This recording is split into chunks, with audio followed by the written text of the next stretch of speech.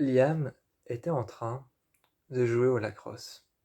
Le soir, au-dessus de lui, il n'y avait que la pénombre.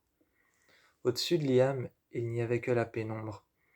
Il n'y avait que le soir, trempé dans l'obscurité. Il faisait sec, il faisait humide, il faisait froid. Mais au-dessus de lui, trempait la pénombre dans un noir total, quand il vit arriver devant lui un loup brun, traînant la patte arrière, la queue vers le bas. Un loup brun avec une fine ligne noire. Une fine ligne noire qui traçait le long de son dos jusqu'à l'arrière de sa queue. Sa queue était, sa queue était vers le bas. Sa jambe à l'arrière traînait sur le sol. Il avançait avec les trois jambes, avec les trois pattes qui lui restaient. Il avançait. Et juste une fois tombé par terre, le loup qui avançait, ce loup brun avec cette ligne noire qui s'étendait depuis sa nuque jusque son dos. Cette ligne noire qui s'étendait de sa nuque jusqu'à son dos, jusqu'à sa queue. Ce loup est tombé par terre et juste devant lui, Théo est apparu. Il avait une lacération dans le dos, une lacération sur la main, sur l'avant-bras. Partout, il était lacéré. Il ne respirait plus qu'à peine. Plus qu'à peine, il ne respirait. Liam s'est approché et a regardé Théo, avec une lacération à l'avant-bras, avec une lacération sur le bras. Ici, il avait une lacération, de ici jusqu'à là. Ouverte, la plaie saignait. La plaie saignait, ouverte ici, à l'avant du bras. Ouvert ici, sur le bras, la plaie saignait aussi. À l'arrière, dans le dos, il avait une plaie ouverte. Liam l'a regardé. Il a été directement poser son équipement et est revenu. Il est revenu et Théo était effondré par terre. Il était en train de se métamorphoser en un humain. En loup, son pelage brun était en train de partir. Les jambes de Théo sont apparues. Ses mains, ses bras sont apparus par terre. Quand ses mains sont apparues, ils serrèrent très fort le sol. Ils serrèrent très fort le sol de douleur. Il prit alors la terre qu'il avait devant lui, quand il n'était qu'encore à la limite de la forêt. Il prit alors la terre qu'il avait devant lui, et il la serrait très fort. Il s'est retourné et a vu Liam. La seule chose qu'il a pu dire, c'est « on m'a attaqué ». Liam retournait Théo, légèrement, en le prenant par en dessous, par le dos et par la jambe. Par la jambe, par le dos et par le bras, il l'a retourné sur le côté. Théo sentait que la terre rentrait à l'intérieur de sa plaie. Il sentait que la terre rentrait à l'intérieur de sa plaie. Une fois retourné, Liam a essayé de le prendre par-dessus. Bras dessus, bras dessous, il l'a pris. Il l'a soulevé, mais Théo trébuchait. Il trébuchait et traînait le pied par terre. Il était couvert de sang le long de son bras, le long de son avant-bras, le long de son avant-bras, le long de son bras, couvert de sang. Sur le côté, il avait du sang sur les côtes. Liam le regardait. Il était en train de se poser d'innombrables questions qui lui traversaient l'esprit. D'innombrables questions qui lui traversaient l'esprit. Comment s'est-il fait ça? Qu'est-ce qu'il a attaqué? Est-ce que c'était un loup-garou? Est-ce que ce n'était pas un loup-garou? Est-ce que c'était un alpha? Est-ce que c'était un bêta? Est-ce que c'était un oméga? Aucune idée de ce qui s'était passé dans la forêt. Liam, qui était en train de tenir Théo, s'était retourné vers la forêt.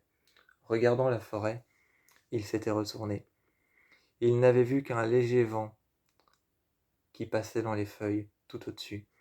Tout au-dessus, il n'avait vu qu'un léger vent qui passait dans les feuilles.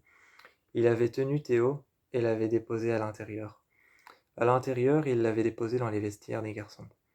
Il avait été déposer son équipement par terre, la crosse de la crosse, son équipement qu'il enlevait et qu'il déposait juste à côté de la crosse. Juste à côté de la crosse, à côté de son casier, il déposait son équipement. Il rangea alors son sac par terre, il l'ouvrit et sortit un bandage. Il sortit un bandage de son sac, un sac noir avec le sigle Nike. Avec le sigle Nike, avec écrit Nike en blanc juste en dessous, il prit alors son sac et sortit une bande de bandage. Il sortit une bande de bandage, une deuxième bande de bandage, une troisième bande de bandage, une quatrième, une cinquième et une sixième. Les deux, il les mit alors en pyramide. Il les mit en pyramide, d'abord les deux, puis les deux autres. Ensuite, encore deux, et encore deux. Il mit alors les bandages l'un sur l'autre, d'abord deux bandages, puis l'un à côté de l'autre deux bandages, et au-dessus deux autres bandages, puis trois, puis deux, puis un. Il prit alors le bras de Théo. Théo le regardait avec un air menaçant. Avec un air menaçant, Théo le regardait, et il dit alors à Liam, « Pourquoi est-ce que tu fais ça ?» Liam prit alors tout simplement le bras de Théo. Sans rien dire, il ne dit alors rien, et ne faisait que regarder son équipement, pour ne pas avoir à affronter le regard menaçant de Théo. Pour ne pas avoir à affronter le regard menaçant de Théo, Liam était concentré sur son équipement qui se trouvait juste là-bas. Son équipement qui se trouvait juste là-bas, dans un coin, près de la pièce. Près de la pièce, dans un coin, près de la porte qui était entr'ouverte. Près de la porte qui était entr'ouverte, il y avait son équipement et la crosse de la crosse qui était contre son casier, son sac qui était ouvert, et il s'est levé. Il a regardé Théo, et il lui a dit « Pose ton bras ». Théo a posé son bras, mais finalement l'a posé sur son autre bras et l'a gardé comme ça. Il a gardé son bras comme ça, et Théo regardait son bras. Quand Liam est arrivé, il a passé le bandage. Au-dessus, ici, autour, il a juste fait un aller. Il a fait un aller et un retour autour du poignet. Ensuite, dessinant une croix, passant comme ça. Et passant comme ça, il dessina une croix, et commença alors à entourer toute la plaie. Mais plus il entourait la plaie, plus il continuait à entourer son bras. Plus il continuait à entourer son bras, avec le bandage. Plus le bandage s'imbibait de sang. Plus le bandage s'imbibait de sang, plus il entourait son bras avec le bandage. Ici, il y avait le bandage qui passait une nouvelle fois autour de son poignet. Il redessina alors une croix, et passa le bandage comme ça autour, et continua. Avec le deuxième,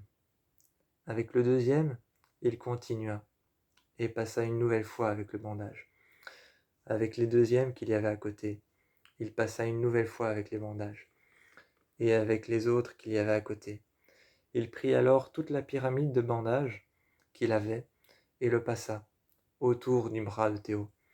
Théo l'a regardé et lui a dit « Pourquoi est-ce que tu as fait ça ?» À cet instant-là, Théo est reparti dans la forêt. Théo est reparti dans la forêt et ne s'est plus retourné. Liam, lui, a repris sa crosse de la crosse. Il a repris sa crosse de la crosse et a continué à s'occuper. Il s'est occupé sur le terrain, marquant des buts et des buts, repartant chercher la balle. Il avait la balle en main, revenait, reprenait sa crosse, se concentrait. Comme ça, avec la crosse, il se concentrait, la prenait et jetait. Il continuait à jouer avec la crosse ici en main, bien serrée, les poings bien serrés, la crosse en main. Il commençait à jouer, de gauche à droite, de droite à gauche, en revers vers le bas, en revers vers le haut, en revers vers le bas, de gauche à droite, de droite à gauche. Il se concentrait, et il repartait chercher la balle. Il revenait, et il la mettait dans un filet. Ensuite, il continuait. Plus loin, après, il a revu Théo, qui est revenu tout de suite après. Tout de suite après, Théo est revenu, le bandage qui était défait. Quelque chose venait de déchirer le bandage.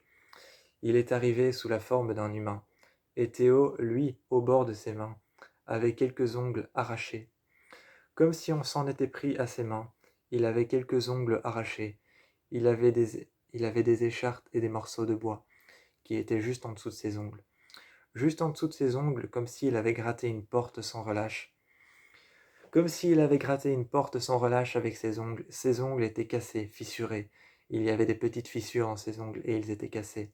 Des morceaux de bois étaient en dessous, juste en dessous de ses ongles. Il saignait et avait les mains couvertes de sang. Cette fois-ci, ses doigts, ses mains, ses ongles étaient attaqués. Il était couvert de sang et le plâtre que lui avait fait Liam avait été enlevé. Une fois qu'il avait été dans les vestiaires avec Théo, Théo l'a regardé et lui a dit « Pourquoi est-ce que tu fais ça ?» Une nouvelle fois, il avait pris soin de lui.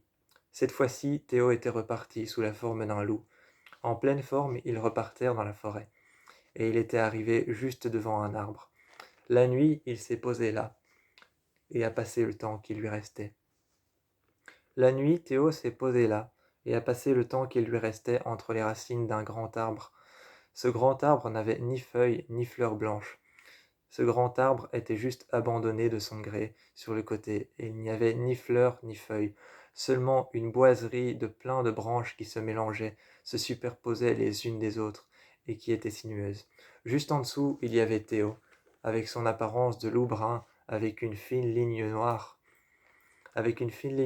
sur le dos du loup, avec une fine ligne noire sur sa queue jusqu'à l'arrière, sa queue qui était juste vers le bas et qui touchait le sol, repassant juste devant son museau et son visage, sa queue le protégeait. Juste en dessous des branches, il était là, en dessous de l'arbre, et patientait. Quand il a vu que la pluie lui est tombée sur le museau et sur la truffe. Quand il a vu que la pluie lui est tombée sur la truffe et sur le museau, il a levé les yeux et a regardé. La pluie commençait à tomber, enfermée en dessous des racines, en dessous des branches qui étaient tombées au-dessus de lui. Il regardait et levait les yeux. Il était blessé et son pelage brun était imbibé de sang rouge. Et il attendait. Il attendait soit qu'on vienne le chercher, soit que la nuit passe pour pouvoir partir le lendemain matin.